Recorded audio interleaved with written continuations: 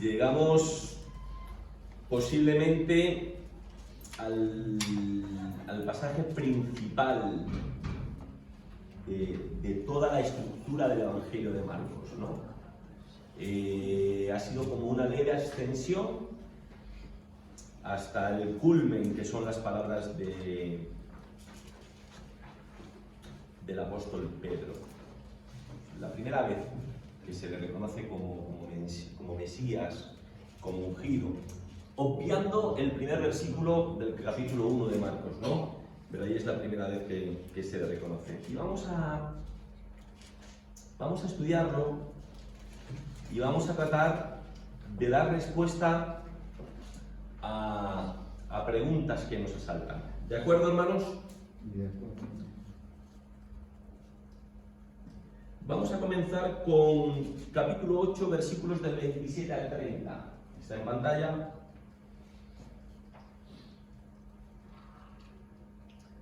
Marcos, capítulo 8, versículos del 27 al 30.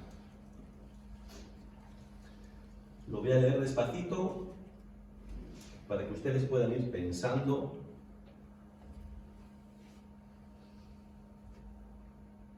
Sobre qué cosas les parecen interesantes o les llama la atención. Dice que salieron Jesús y sus discípulos por las aldeas de Cesarea de Filipo. Y en el camino preguntó a sus discípulos diciéndoles: ¿quién dicen los hombres que soy yo?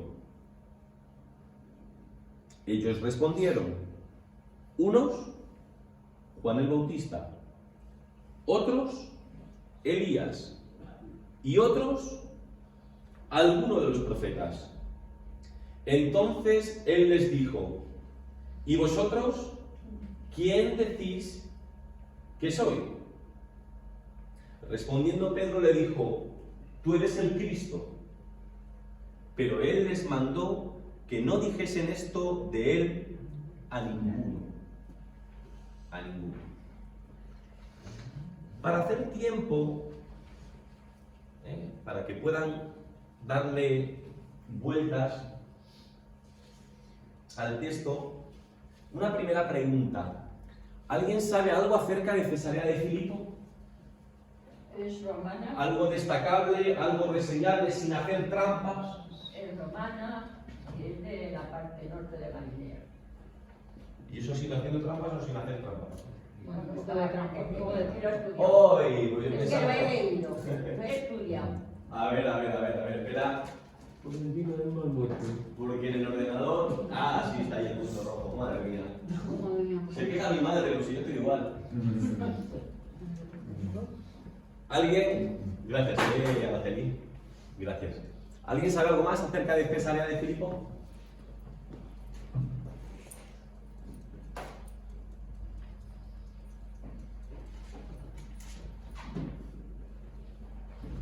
Gracias. Aquí está. ¿Ven el punto rojo? Sí. Ahí está, Cesarea de Filipo. Por tanto, Alfredo está alejada del mar de Galilea. Es más, no pertenece a Galilea. Por tanto, no está en el terreno de Herodes, sino que está en el terreno de Felipe. Y dicen los expertos que fácilmente ese viaje te puede llevar 14 horas, caminando. ¿Para qué se va tan lejos Jesús? 14 horas de caminata, eso es más que un paseo, ¿no? Quería rebajar. ¿Eh?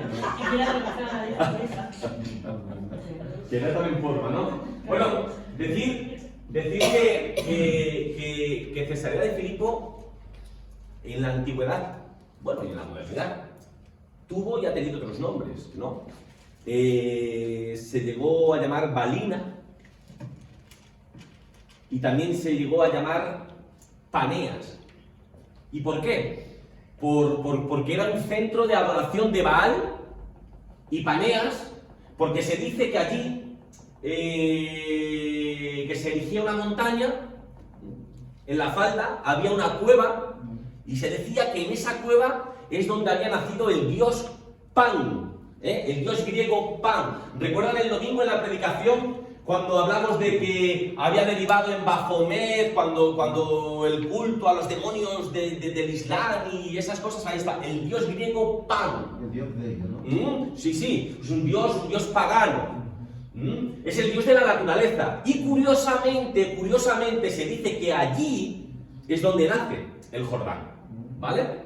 Pero lo que quiero decir es que están un poco alejados de su entorno, de la religión judía. Están llenos de idolatría. Que si el dios Pan, que si Baal, ¿no? Un poquito, acerca de Cesarea. Pero volvamos al texto. Y quiero hacerles dos preguntas. Pregunta número 1. ¿Por qué creen ustedes que Jesús plantea esa pregunta? ¿Quién dicen los hombres que soy yo?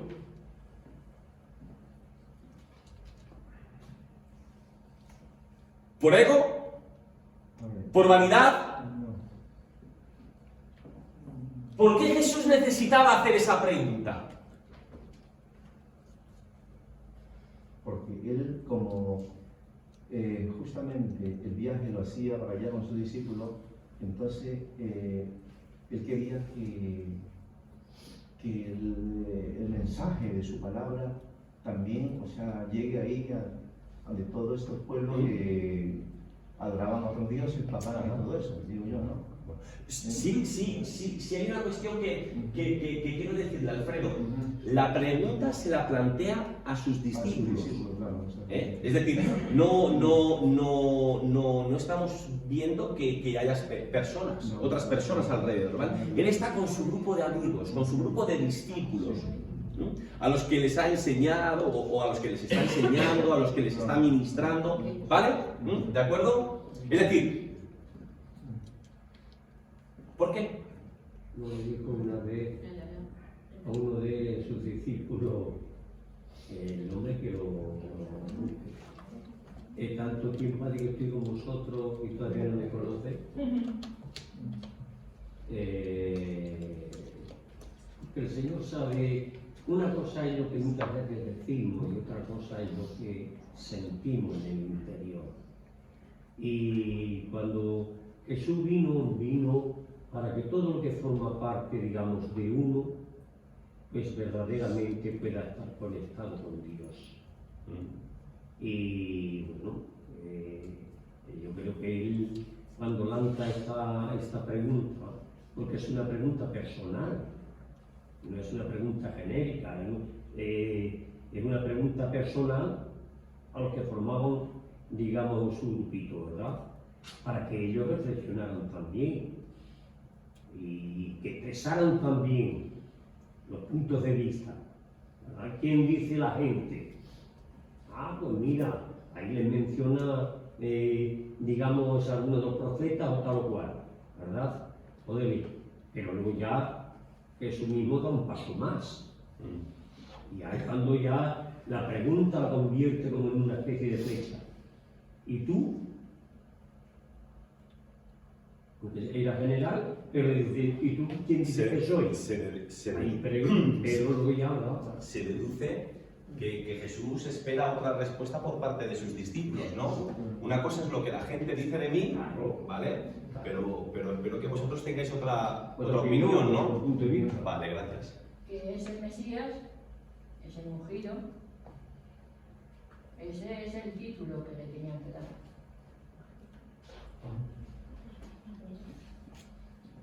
Ese era el que yo pienso que los mismos discípulos tenían que decirle, porque Cristo es el ungido.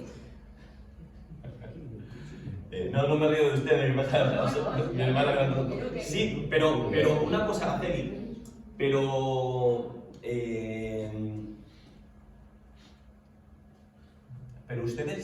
¿usted cree que para él era importante el título? No. Lo que pasa es que el título Porque es curioso una cosa, Araceli. ¿Se lo daban? Es curioso que pudiendo haber sido llamado Hijo de Dios, Claro. como él se presentaba muchas veces como El el Hijo Hijo del del Hombre. Hombre, el Hijo del El Hijo Hombre, del qué Hombre. curioso, ¿no? ¿Por qué? Porque Si es el era Hijo de Dios. el hijo del hombre. Bien, Mari. Él sabía de sobra cómo era conocido. Lo que pasa es que le hace esa pregunta a sus discípulos, porque vamos a ver, incluso en el milagro que acaba de realizar un poco antes, la gente sigue tomándole pues, como un curandero o como un sanador, o sea que la mayoría de la gente no le tenía como el Hijo de Dios. Entonces, él le hace la pregunta por saber de boca de los discípulos qué pensaban de él o qué le decían, aunque él lo sabía de sobra. Por eso en la mayoría de los milagros que hacía les decía, oye, pues vete, no cuentes, no digas, porque quería ser conocido verdaderamente como lo que era, como el Hijo de Dios, el que había anunciado Juan el Bautista. Muy bien, muy bien. ¿Sí? Se ve una inquietud en Cristo que eran los íntimos y quería saber la opinión.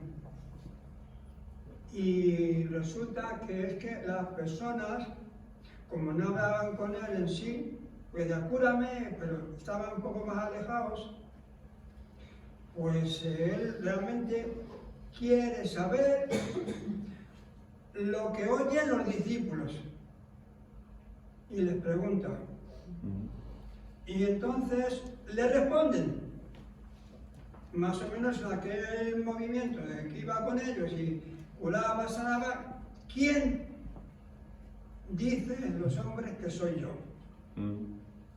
Como era el círculo tan íntimo, pues que le daban la respuesta de alguna manera.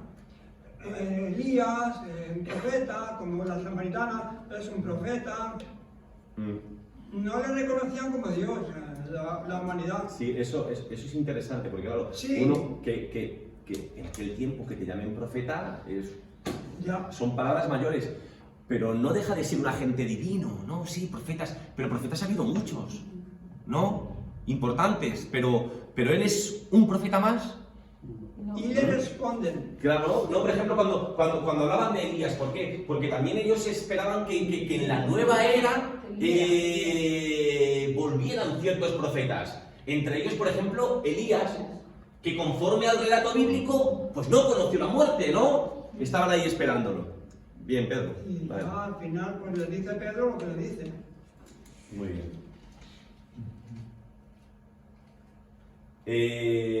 Miren. Les explico. Y están bastante bien encaminados. ¿Ustedes creen que Jesús conocía su final? Sí. Él sabía que iba a morir.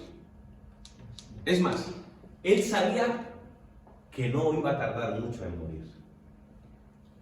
Y es un momento crucial en la vida de Jesús, porque él mismo se pregunta, ¿ha servido de algo lo que he hecho?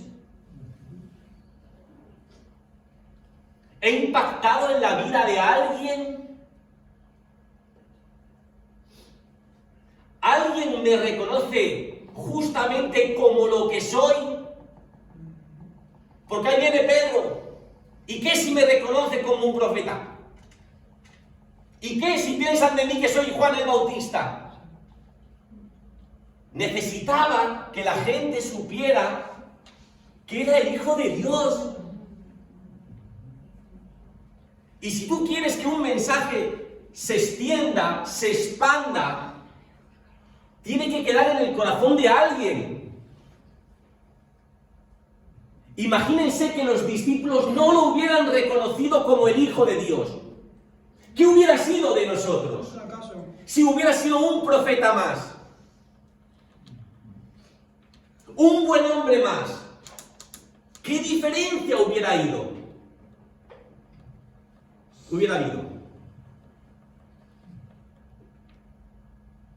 Por eso esa pregunta es crítica. Y yo creo que cuando escucha la respuesta de Pedro, llega a la conclusión de que todo ha merecido la pena, porque al menos uno sabe quién es. Uno dijo que él dijo. Lo decías, Mari. ¿Cuántos se acercaron a ser sanados? ¿Cuántos se acercaron a recibir alimentos? ¿Pero dónde estaban? Eso se olvida, eso se olvida. Pero él necesitaba que su persona no fuera olvidada. Pues sí. Tanto milagro como lo del perfume cuando le derramó la mujer. Dijo que tenía que ser recordado y tenía que quedar como testimonio para cuando él partiera y muriera. Porque mira una cosa, Alfredo. Nosotros lo leemos ya con cierta lente, con 2000 años de perspectiva. Pero mirando el primer versículo, aquí, a la mitad del Evangelio, es la primera vez que se le reconoce como el Mesías, como el ungido. La primera vez. Y quedaba poco para que muriese. ¿Qué si nadie lo hubiera reconocido como tal, Juani? Adrián. En el Evangelio de Marcos no, pero en un momento de su ministerio anterior a este, sí les dice a los fariseos, antes de que Abraham fuera, yo soy yo. En Juan. ¿Sabes? Quiero decir que él da pistas, y eso lo oyen los discípulos. Claro. Él da pistas de lo que es, en esa y en otras palabras, y en algunas cosas que hace, da pistas de lo que es. El problema es que, vuelvo a decir lo mismo que la barca. Nosotros hemos leído la Biblia, los Evangelios, un montón de veces, lo hemos estudiado un montón de veces, somos creyentes cristianos, seguidores suyos, y damos por sentado ciertas cosas que a la persona que vive cosas extraordinarias en ese momento no le es posible verlas de esa manera. Entonces, es normal que la gente le viera como algo especial, porque no le veían, algunos le veían como un profeta, pero verle, muchos pensando que es Elías, son palabras mayores para los judíos. Claro, de ahí al Mesías les costaba asimilarlo. Y lo último que les dice, cuando le dice Pedro, tú eres el Cristo, y él les manda que no digan de esto nada a nadie, va relacionado con lo que tú has dicho. Él sabía lo que iba a pasar. Pero también sabía, porque cuando él dice antes que Abraham fuera, yo soy, todo el mundo le tacha de blasfemo. También sabía que no era la hora todavía. Que no podía ir levantando polvareda, porque aún le quedaba ministerio. Y si él entra diciendo, soy el Hijo de Dios, soy el Mesías, soy el Cristo viviente, no sé el rato, tarda 2 días. Muy bien, muy bien tirado. Sobre todo esto último que estás diciendo, me río porque es la segunda pregunta que falta por plantear, ¿vale? La segunda de... Es que para mí es ¿por qué? todo uno. Explicar una cosa y no explicar la otra, es decir, para mí es todo uno. A él le pregunta, ¿quién cree que es la gente? Y vosotros, que habéis visto y oído todo desde el principio, ¿quién cree que soy? Pues tú eres tal. Vale, pero no lo digáis todavía, porque no es el momento. Bueno, se ha adelantado Adrián, pero lo formulo, porque vamos a profundizar aún más. Versículo 30. ¿Por qué? O sea, ya tienes a uno que reconoce que eres el Mesías, el ungido, el Salvador. Pero no se trata de proclamarlo, de difundirlo. ¿Por qué nos tenemos que callar? ¿Por qué? ¿Por qué? Bueno, Adrián ya, ¿Alguien quiere añadir algo más a lo que ha dicho Adrián? ¿Por qué? Pero está muy bien tirado, Lo que ha dicho es así. O sea, pero claro, por el tipo de Mesías que ellos esperaban. Pero ahora lo voy a... No quiero adelantarme por si alguien quiere comentar. Susi, que te veo un apagado. Yo te miro así todo el rato, digo, no me levantar la mano, digo, está ahí cohibida la mujer. No, ¿quieres decir algo? No. No te dejo a ti. Ah, bueno. Sí. Pero esta pregunta, ¿vale? Para no perdernos, ¿por qué? A la primera pregunta, ¿no? No, a la segunda. ¿Por qué? Ya hemos contestado a la primera, a la segunda. El por qué, ¿por qué Jesús le dice que no, eres el Mesías, vale, pero no digáis nada? ¿Por qué? A ver, porque vuelvo otra vez en parte a lo que dije antes. Por nuestra naturaleza, por nuestra condición humana, buscamos más el interés personal que verdaderamente la esencia de la realidad. En aquellos tiempos, a Jesús no le buscaban también multitudes, no le seguían multitudes, en cambio a todas esas multitudes, Jesús mismo tuvo que decirle en ciertas ocasiones, me buscáis pero no es porque habéis creído, sino porque de alguna manera os estoy siendo, digamos, de beneficio. Y yo creo que hoy pasa lo mismo. Yo no digo que no creamos. Mi pregunta que yo me hago para mí mismo es, pero yo creo tal y como debería de creer, o como Dios espera que yo creyera. Porque claro, decir, hombre, es que tú eres el Hijo de Dios, pues también, digamos, es muy relativo. Porque luego, como Dios dice en otros contextos, me llamáis pero no lo hacéis. Esa es para mí es la...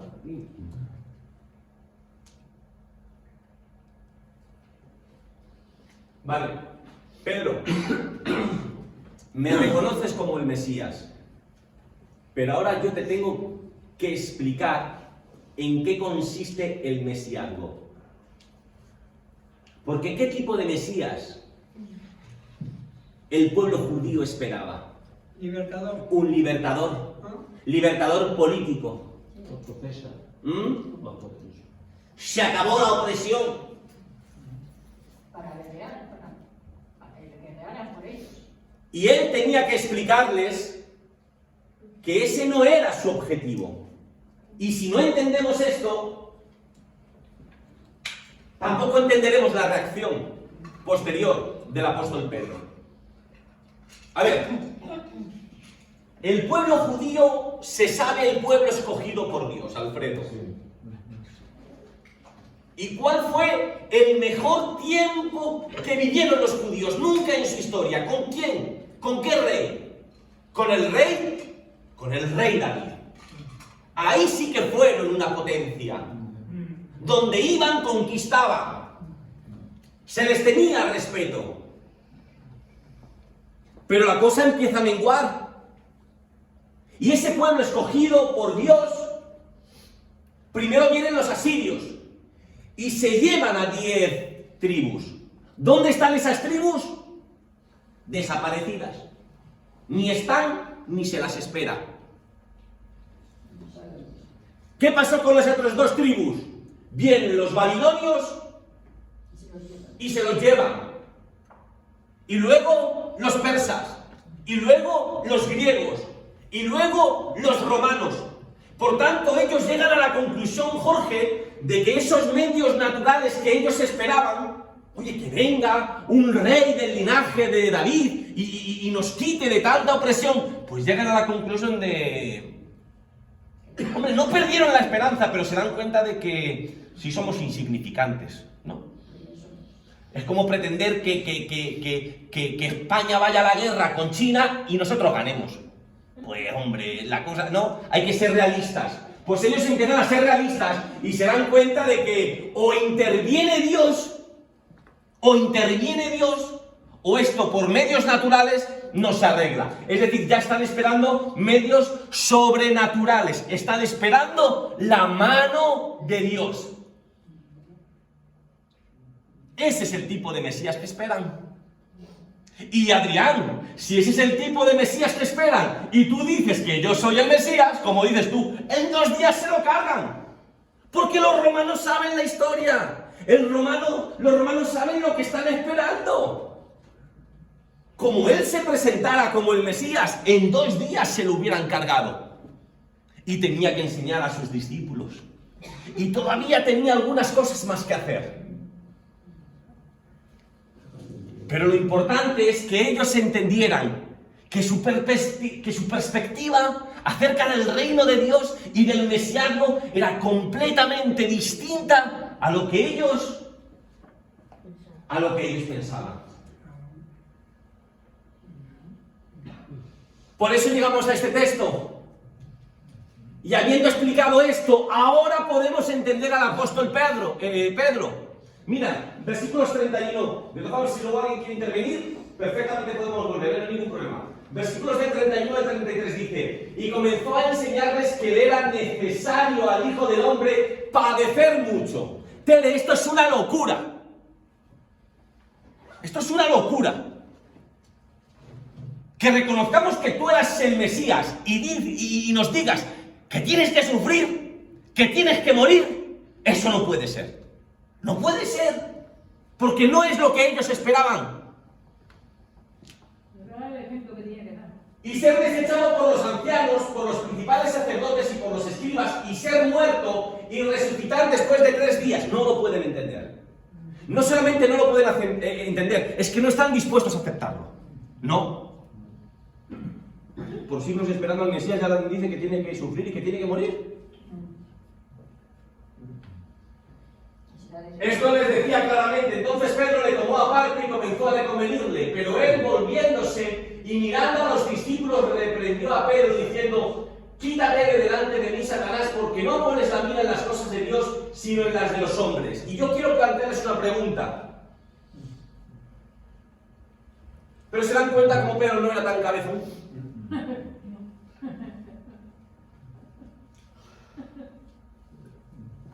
¿Por qué no quiere que vaya a Jerusalén? Porque sabe que le van a matar. No entiende. No entiende que su Mesías tenga que sufrir. No entiende que su Mesías tenga que morir. No lo entiende. Esa clase de mesiasgo era inconcebible para ellos. Y ahora la pregunta que quiero que me respondan: ¿por qué Jesús le contesta de esa manera? Porque es una respuesta fuerte, ¿eh? Pero oye, por algo será. ¿Por qué Jesús le responde de esa manera? Quítate de delante de mí, Satanás. ¿Por qué? ¿Por qué le contesta así? ¿No quiere el bien para él? ¿No quiere protegerle la vida? ¿Por qué? ¿Por qué? Porque sin darse cuenta, pues estaba siendo un instrumento de Satanás en el sentido de la palabra. Cuando el diablo coge a Jesús y le lleva allí al pináculo y le tienta también y le dice: anda, si verdaderamente tú eres, mira si él no lo sabía. ¿Ah? Y dice: pero si verdaderamente tú eres, pues lánzate porque lo tienes escrito, tú lo sabes, que Dios enviará a sus ángeles y tú lo darás con tu pie en la tierra. Pero ¿qué respuesta le da, digamos, Jesús? Apártate de mí, Satanás, porque no tentarás a tu Dios. Ahí está la cosa, y muchas veces nosotros creemos cosas normales, pero... Yo voy a citar de ese mismo momento otra tentación, pero esto está muy bien tirado, ¿eh? Muy bien tirado, muy bien tirado. Adrián. Vamos a ver, esto es igual que lo de la barca. ¿Igual que lo de? Lo de la barca. Es decir, la barca es una cuando ellos se asustan, es una reacción normal, un ser humano ante una visión así. Es decir, lo que quiero decir es que Pedro reacciona de la manera más natural, como hubiéramos reaccionado cualquiera que sigues a un maestro, indudablemente, que le quieres y que te dice: no, pero yo tengo que... ¿Por qué? Pues no lo entiendo, pues eso hay que impedirlo. Yo creo que cualquiera lo hace. Lo que pasa es que estamos en la misma de antes. Nosotros vemos las cosas desde el prisma de que ya sabemos toda la historia. Es decir, hoy hay más de 1.000 millones de cristianos en el mundo porque él murió y resucitó. Pues son más de 1.000 millones creen en eso. ¿Cómo iba a saber Pedro que la victoria de Cristo iba a estar en eso? Y no ya porque esperara otro Mesías, simplemente el Mesías que él veía y que era realmente, no podía entenderlo. Lo de Satanás es un poco duro, ¿no? Es decir, oye, pero es una forma de decirle, tú no sé, esta es el plan de Dios y tú no puedes intervenir en el plan de Dios. ¿No? Es una forma de decírselo y como de advertirle, porque es muy duro lo que le dice, de no vuelvas a cuestionar que esto pasa. Miren, a ver qué les parece. Yo creo que Jesús le contesta así a Pedro, porque Pedro en ese momento está verbalizando las tentaciones que el mismo Jesús está teniendo. Se lo explico de otra manera. ¿Ustedes creen que Jesús quería morir?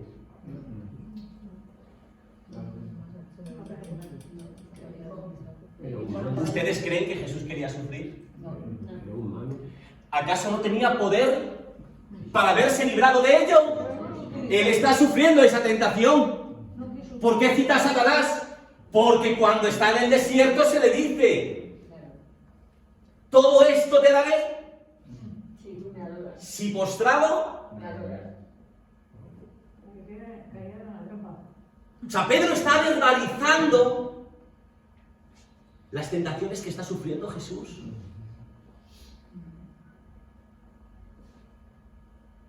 ¿No tienen? No, el hijo lo dirá, claro que lo dirá muy claro. Yo les he dicho, él sabía perfectamente que enseñando lo que enseñaba, él sabía cómo iba a acabar. Lo sabía perfectamente. Pero una cosa es que tú lo sepas. Y otra cosa es que vaya dando botes de alegría. Y Pedro está verbalizando lo que él está sintiendo. Es una forma de decir, bastante tengo yo para que encima. Por eso de rodillas en el Getsemaní le dice si puede ser. Si puede ser. Pasa de mí esta copa. Era hombre, era totalmente hombre. Sí. Por eso Jesús fue, digamos, rechazado, porque no se entendía que aquel que se esperaba que salvaría al mundo tuviera que, digamos, salvar al mundo por esa vía. Digo, hombre, si él muere, ¿dónde está, digamos, ese poder? Y en parte Pedro sabe que es el Mesías, el Hijo de Dios, pero de alguna manera hubo un momento en el que él parece ser que no llegaba a asimilar la manera o el plan que Dios había establecido para la salvación de la redención. Así que que primero tuviera que pasar Jesús y dar su propia vida. Así que recapitulamos, recapitulamos. Jesús sabe que su muerte está cercana. Llega un momento cumbre en que él necesita entender y saber si alguien lo ha reconocido como lo que verdaderamente es. Si lo que ha hecho ha servido de algo. Porque se acuerda. Cuando Pedro se lo confirma, yo creo que hay un alivio. Pero no quiere que esto se difunda porque necesita explicarles un pequeño matiz. Y es que ese Mesías no es como ellos esperan. Que su objetivo es otro. Y que su forma de obrar es totalmente distinta a lo que se les ha enseñado por siglos. ¿Vale? Y cuando ellos perturbados, cuando hablo de ellos, pero bueno, estamos hablando del apóstol Pedro, perturbados, confusos por lo que escuchan, tratan. Ahí estamos viendo las mismas tentaciones que él está sufriendo, que él está padeciendo. Bien. Porque cuando estaba él en la cruz, cuando lo estaban crucificando, ¿se acuerdan que algunos les decían, si eres el Hijo de Dios, baja de esa cruz y sálvanos, y te creeremos si eres el Hijo de Dios? Sí. Imagínense. Entonces, claro, yo no aceptaba, porque si era el Hijo de Dios, no tenía que morir, y entonces ¿cómo le iba a salvar? Claro. ¿Me entiendes? ¿Y no puede haberlo hecho? Por supuesto que sí, claro. La misma palabra de Dios porque claro, eso no, y hasta podemos decir, bueno, hoy sí, se aceptan cosas, pero ¿hasta dónde llegamos? Es que lo que el ser humano en su mayor parte de las veces espera no es el verdadero plan de Dios. Por eso Dios, en otro contexto, dice, es que ni vuestros caminos son mis caminos, ni vuestros pensamientos son mis pensamientos. Es decir, ¿qué esperaba la sociedad? El poderío, el arma, las armas, y en cambio Jesús es todo lo contrario. Y la sociedad no entendía que la victoria de Jesús no sería por el poderío humano, sino por la consagración humana, es decir, por el amor. ¿Algo más o pasamos? Sí, Susi.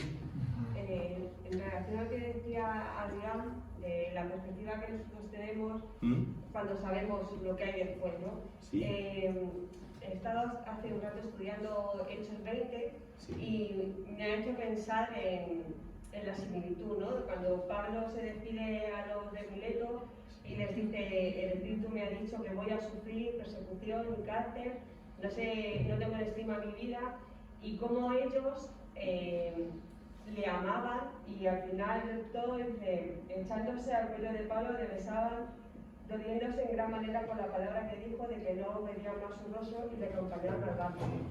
Ellos ya tenían el testimonio de Jesús, o sea, de que no se iba a acabar después del sufrimiento, sino que había más, y estaban preparados para perder a Pablo con todo el dolor de su corazón y también a sufrir ellos. Y es la diferencia entre entender y no entender. Está muy bien relacionado, está muy bien. Muy bien, Susi. Muy bien. ¿Pasamos? Venga. Pues vamos. ¿Puedo decir una cosa brevemente? Hoy estás inspirado, ¿eh?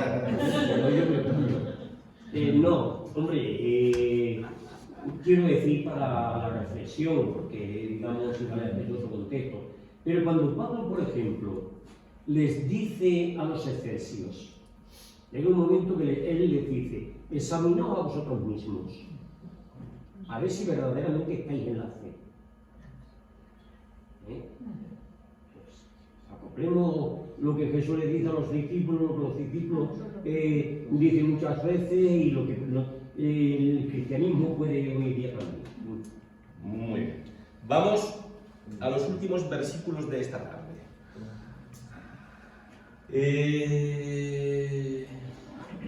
Del 34 al 35.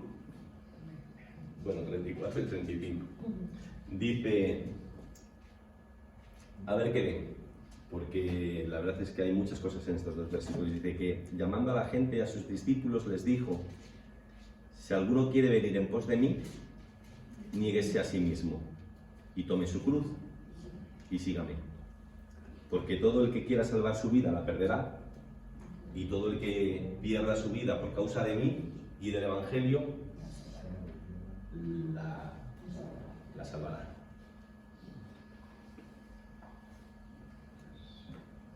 Venga. Aquí está siendo duro también.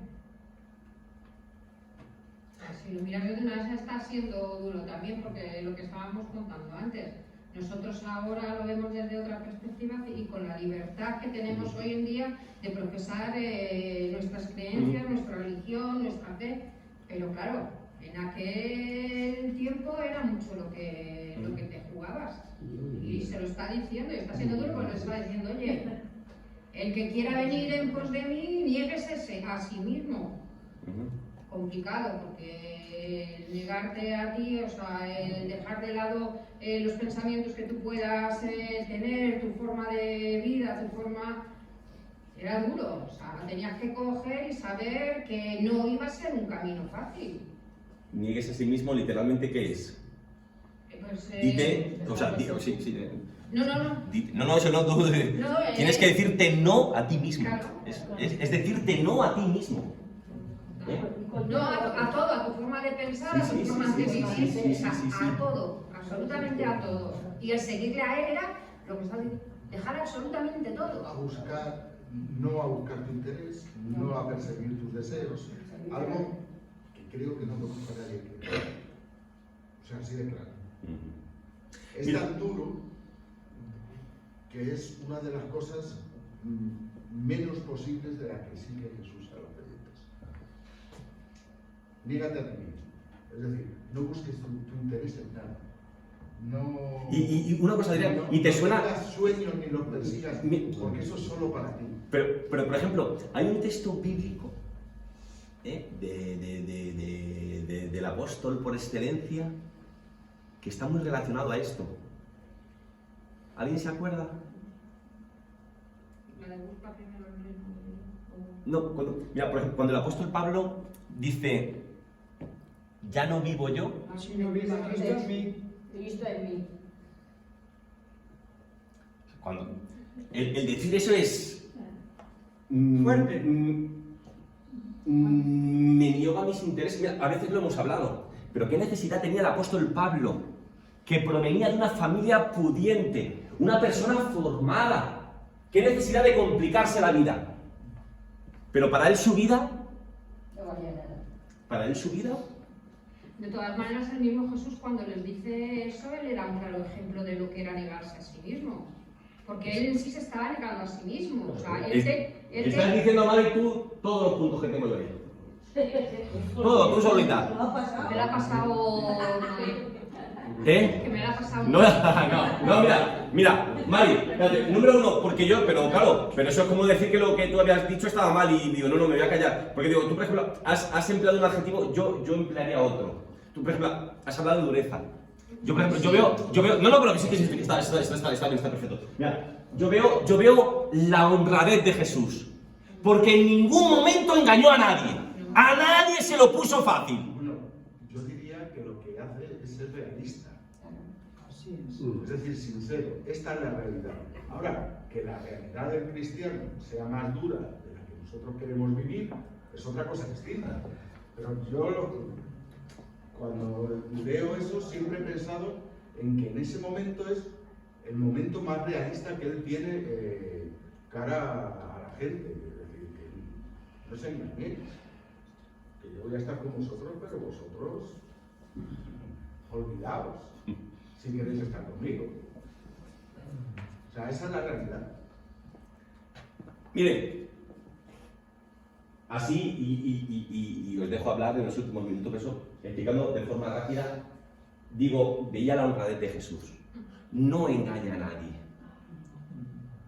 Él no vino a ponérselo fácil a nadie. No daba facilidades. Era brutalmente honesto y claro. Tenías que pagar un precio. El que quisiera, que lo pagase. El que no, podía hacer lo que quisiera. Hemos recordado las palabras del apóstol Pablo. Ya no vivo yo, mas vive Cristo en mí. En segundo lugar, Mari, creo que también lo has tirado. Jesús nunca exigió ni pidió a nadie nada que él no estuviera dispuesto a hacer.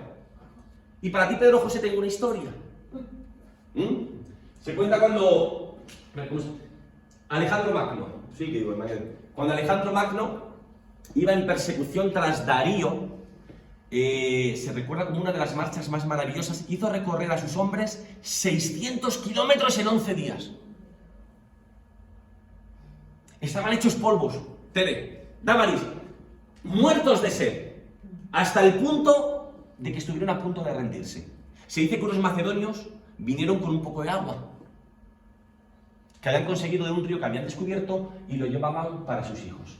Pero fueron al encuentro de Alejandro Magno. ¿Y qué es lo que hicieron? En un yelmo pusieron un poquito de agua y se la ofrecieron a Alejandro Magno, Jorge. Y Alejandro Magno la vio así. Yo creo que en lugar de agua pensó que eso era ginebra. ¿Qué cosa más rica? Pero vio la cara de sus hombres, Noelia. Cómo todos levantaban el cuello. A ver. Y él, dándose cuenta, cogió y devolvió el agua y dijo: muchas gracias, pero si solo hay agua para mí, el resto del ejército se va a descorazonar. Dice la historia que cuando sus hombres escucharon eso, dijeron que con él irían aunque fuera hasta la muerte y reemprendieron el camino. Jesús fue un ejemplo siempre. Nunca nos exigió nada que él no estuviera dispuesto a decir. Cuando él dice, Tere, cada uno, o sea, el que quiera seguirme, que coja su cruz y me siga, es decir, coger la cruz es estar dispuesto a que te condenen y a morir. Y él estuvo dispuesto a hacerlo, a que le condenaran injustamente y a morir. Y número 3, Jesús dijo, bueno, lo hizo, del que quiera ser su discípulo suyo, que se niegue a sí mismo. Sí. En el mismo de Marcos, en el 10, dice a Juan y a Santiago que tienen que beber de su vaso, que tiene que pasar todo lo que él está pasando si quieren estar, uno a su izquierda y otro a su derecha. Y si no es así, es lo mismo que dice. Algunos comentaristas apuntan ahí que ahí ya está, les está adelantando el cómo van a morir, del martirio. La muerte que van a tener. Pero si quieren estar así, tienen que hacer lo que él ha hecho, lo que él va a hacer, a vivir y a hacer lo que él ha hecho, a beber de su copa y a beber del cáliz de todo lo que ocurre, de la muerte y de todo lo demás.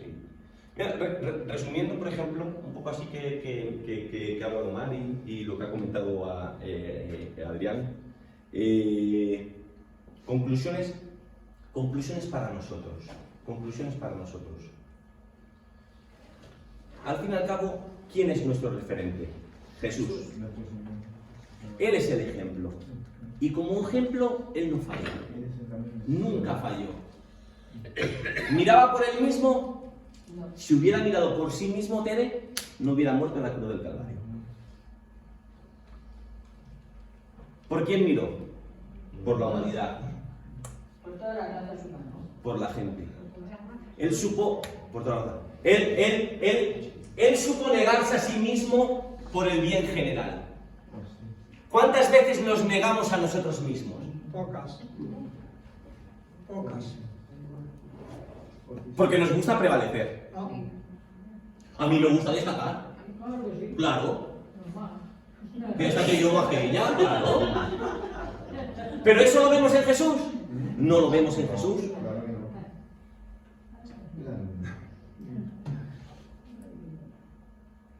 Él siempre miró por el bien de la humanidad. ¿Cuántas veces nosotros miramos por el bien de los demás? Como decíais, decir no a nuestros deseos, a nuestros intereses, a nuestras apetencias. Pues ese ejemplo es el que pone Jesús.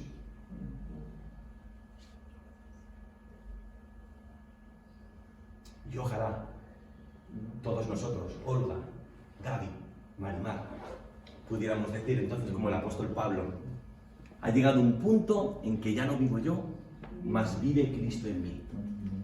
No es lo que yo quiero, no es lo que yo deseo, no son mis metas, no son mis objetivos. ¿Cuántas veces decimos el sentirme realizado? Qué hermoso sería que el Señor se pudiera realizar en nosotros.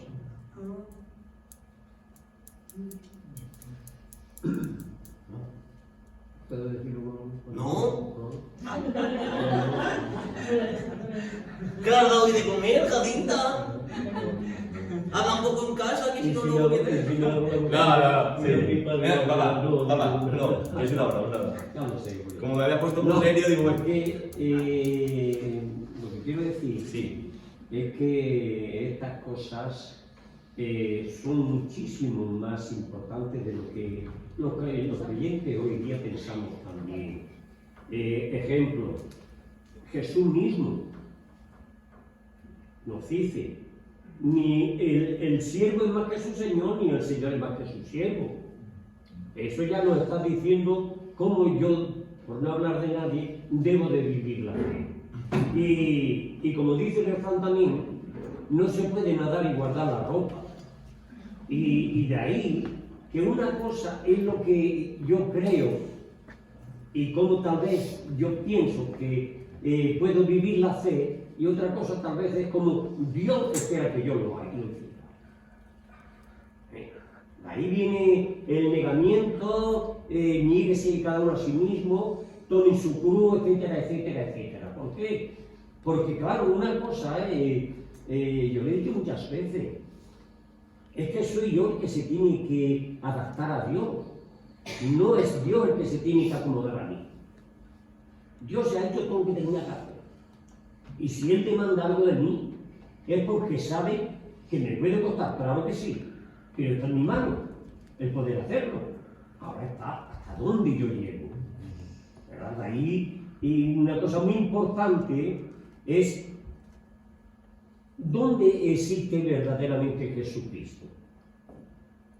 ¿En mi corazón o en mi mente? Porque si Jesús existe en mi mente, sí, yo no voy a renegar de Él. Pero, ¿hasta dónde va a llegar mejor mi esfuerzo o mi sacrificio? Ahora, si verdaderamente, como dijo Pablo, pero si verdaderamente Jesús, donde habita es en mi corazón, ¿cuántas personas tenemos que a lo mejor no están o no han estado en iglesias y han consagrado sus vidas en obras de la sociedad? Para mí, por eso también cuando dice el Señor, ni son todos los que están, ni son todos los que son. Es decir, que el hecho de que estemos aquí, todo lo que sea, eso es una garantía 100% de que estaremos un día con Dios. No lo sé, eso es algo que solamente Él decide. Pero también tendemos a decir, hombre, es que el que no está en la iglesia, pues mira, a lo mejor hay personas que no están en iglesia por circunstancias de la vida, pero tiene un corazón que lo tienen consagrado mucho más a las necesidades sociales. ¿Sí? Pedro. Yo quiero decir una cosa, y es que el 35, lo que nos ofrece, se puede conseguir. Es un premio. Es un premio que nos da. Como no miente, pues lo que pone el 35 es porque todo el que quiera salvar su vida, la perderá. Y todo el que pierda su vida por causa de mí y el Evangelio, la salvará. Eso es una realidad, como Jesucristo es una realidad. Muy bien, Pedro. Así. Susi. A mí me hace reflexionar sobre el valor de la vida, de nuestra vida, que, como decía Adrián, ¿no? Somos muy materialistas y muy egoístas, pero si realmente nosotros tenemos presente estos versículos en nuestras vidas, no es un desprecio a nuestra vida, no es negar lo que yo soy, lo que yo puedo, lo que yo valgo, es ponerlo a su servicio y saber hasta dónde hay que llegar y dónde hay que arriesgar, porque tanto en Jesús como en Pablo creo que lo vemos cuando al principio de su ministerio acusaban a Jesús, que vemos incluso que algunas veces se escabullía y se escondía como un poco cobarde, pero es que no era su momento, porque cuando llegó su hora, él no tuvo ningún problema de decir yo soy el Cristo, tú lo has dicho. O sea, cuando llegó su momento lo dijo. O Pablo, cuántas veces cuando le encarcelaron y le azotaron le dijeron soy romano, vosotros no me podéis. Pues, sin embargo, un cristiano podría decir te están pegando por causa del Evangelio, asúmelo, y sin embargo él sabía que ese no era su momento y le dijo tú no me puedes pegar. Y hizo todo lo posible por salir de allí. No sé si me explico lo que quiero decir, ¿no? Que nosotros nuestra vida la tenemos pensada de una manera muy terrenal. Todos, el que más y el que menos, tiene miedo a la muerte, sobre todo al sufrimiento, más que a la muerte, porque un cristiano creo que en la gran mayoría lo que tiene miedo es al sufrimiento, no a morir. Porque cuántos cristianos, yo he oído a algunas personas fieles que decían que me lleves ya.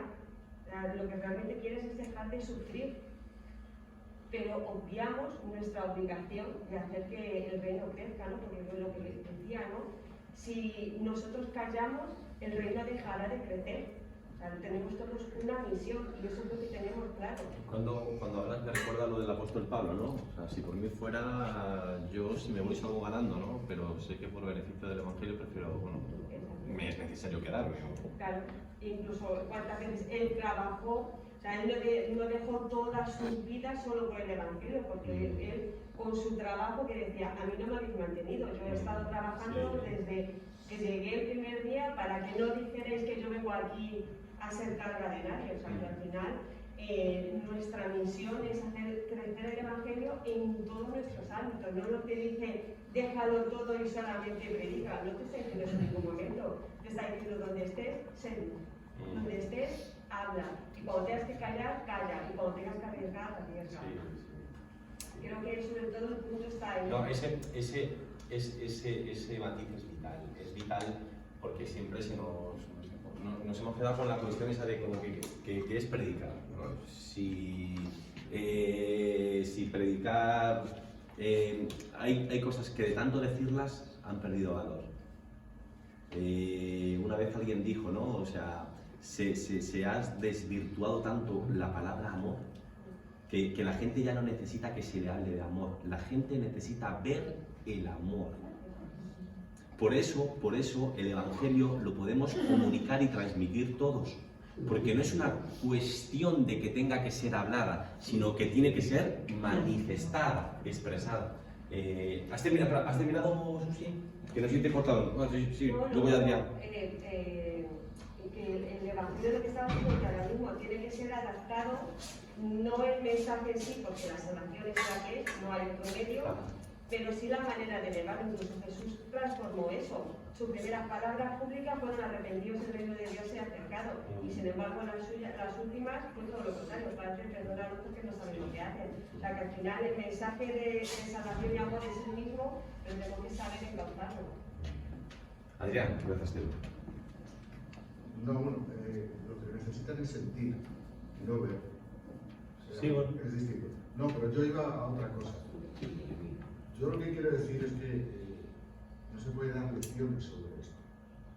Yo creo que ninguno podemos dar lecciones sobre esto. Es decir, estamos hablando de que él va a un extremo. Le decimos, si sois capaces de hacer esto, ¿sabes? Él va a un extremo. Es decir, nadie renuncia a sus intereses. Nadie. Se han dado casos, sí. Vamos a ver, y hay gente por ahí tan turista que llega a hacerlo, ¿vale? Pero son casos que el mismo emperador Marco Aurelio dice, porque yo lo he leído, pero solo lo he leído en un sitio, entonces me ha extrañado que durante una epidemia de peste en Roma, para ayudar a la gente necesitada por la enfermedad y demás, vendió todas sus posesiones. El mismo Diógenes, un caso extremo, pero sería un caso perfecto para lo que Dios pedía a sus discípulos, o le pide a todo el mundo, ¿no? Que vivía en un barril, y mucha gente conoce la anécdota con Alejandro Magno. Sí. Pídeme lo que quieras que te lo doy. Apártate que te está quitando el sol. Sí. Es decir, él rechazaba las posesiones porque él pensaba que contaminaba la mente. ¿No? Entonces yo hablo de lo material, pero lo que pide Jesús va más allá de lo material. Y yo creo que ninguno estamos, porque decir palabras bonitas, no estamos nadie para dar lecciones de esto. Es decir, esto es una cosa particular de cada uno, que cada uno llegará hasta donde quiera llegar, que tenga la voluntad de llegar, ni más ni menos. Es decir, esto no son palabras. ¿Alguien más? ¿Lo damos por finalizado? Sí, Guadalupe. Tú di, si yo hablar ya me van a volver a mandar a hablar. Bueno, pues muchas gracias, de verdad. Muchas gracias por vuestra participación. Ha estado ameno y participativo y no te lo vayas a tomar mal, ¿eh? ¿Y aquí? No, que te he dicho antes, no, bueno, pues vamos a despedirnos.